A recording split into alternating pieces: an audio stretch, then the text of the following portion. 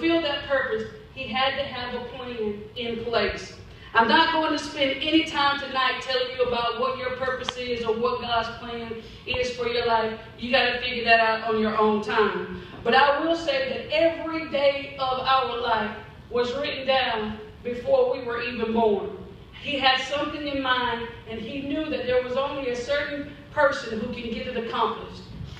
Nothing has happened to us that he has not allowed. Everything that has gone on in our lives, he allowed it because he knew that that was going to embody everything he wanted us to do and what he wanted us to become. In my 30s, I don't want to say how old I am, but in my 30 plus years of living, I've had things that happened to me in my life that I had not planned for. I did not plan on being the victim of child molestation. I did not plan on being pregnant at 17. And I'd be doggone if I did not plan on not going to the University of Florida to pursue a career in basketball.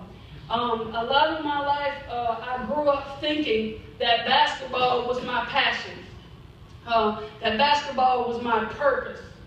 But it wasn't until I got pregnant that I realized that it was not. Basketball was a form of entertainment. It was entertaining people, but it was not saving lives. So I had to transition my life throughout time. In 2006, I did not plan on being in law enforcement. I had never dreamed of it, never thought about it. It never crossed my mind, even in my worst nightmare, to do this. But when I started on this journey, I knew that God had a purpose and a plan. This was not about entertainment. What I was about to be doing with my life was about saving others, saving children in general. You talked about it earlier, you talked about it a little bit, and of course you talked about it a lot.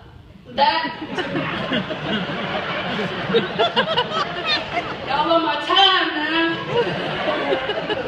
Anywho, basketball was part of what got me here. It taught me discipline, it taught me structure. It taught me those little small things about the game that was going to impact the rest of my life and to those people who came in contact with me.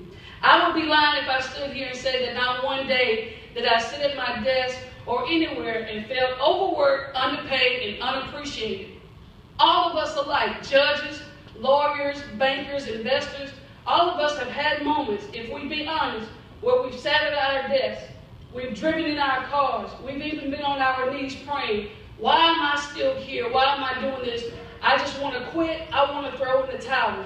But it was your purpose that kept you where you are. That's why it feels like sometimes you're in the fight of your life, where every force can come against you and try to get you away from what God placed you in this earth to do. So many days I fought with myself. And if there's anything that I want you to remember about me, just in case you did not know me before tonight, the reason why I'm as crazy as I am, the reason why I do the things that I do, even though it seems unorthodox to everybody else, I refuse to be ordinary. What does it mean to be ordinary? Normal, plain, and undistinguished. I refuse to live a day of my life not understanding and knowing what my purpose is. I refuse to come to work. I refuse to go to church. I refuse to walk the streets and not impact somebody's life. My job in the earth is to impact, empower, and impart. I refuse to walk by you wherever it is and see you in a low place and not try to make you laugh or smile. I refuse to see you in your office, in the hallway, or wherever, and not come up to you and tell you how much I appreciate what you do. Because all of us alike get to those moments where we question what it is that we're here to do. And all of us, everybody has a purpose. God has ordained a plan for our life. Every mess up, every setback, every disappointment, every moment in your life where you've been frustrated, it's all been a part of God's plan to get you to understand what your purpose is. I refuse to be ordinary. From this point on, somebody asked me, Winnie asked me this earlier, she says, now that you're named Officer of the Year, what are you planning on doing with it? And I'm not being funny and talking about Winnie, but what I'm saying is, I'm not going to do anything different. I can't do anything different. This is who I am. This is not a title. This is not a position. This people, this is purpose. This is passion. And God had a plan for me to be here this night to share this moment with you.